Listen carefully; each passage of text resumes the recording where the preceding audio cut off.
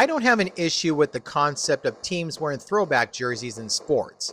For 2 or 3 weeks in the 1994 NFL season, all the teams would wear throwback jerseys to pay homage to their olden days. The NHL had their reverse retro jerseys in the early 2020s.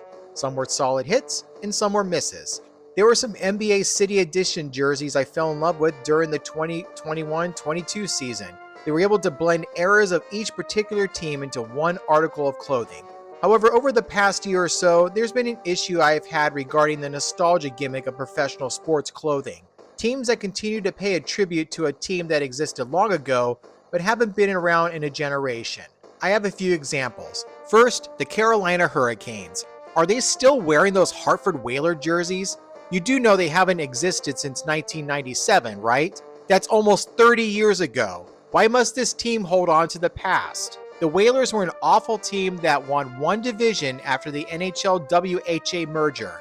They won one playoff series in 1986. The Hurricanes have won a Stanley Cup with their current identity.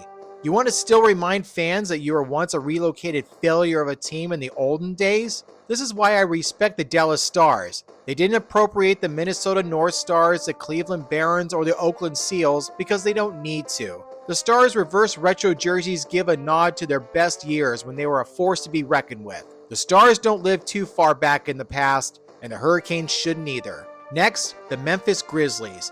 You guys haven't been in Western Canada since the early 2000s. The Grizzly years in Vancouver was rock bottom for the club. You want to wear the jersey that reflected your worst time? While there's still no championship banner in Tennessee, at least the Grizzlies' days in Memphis had some playoff appearances. Lose the Vancouver gear.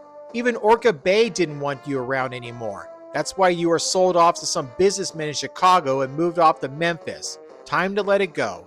The worst offender is the Tennessee Titans. Remember the Houston Oilers? Remember Love Ya Blue?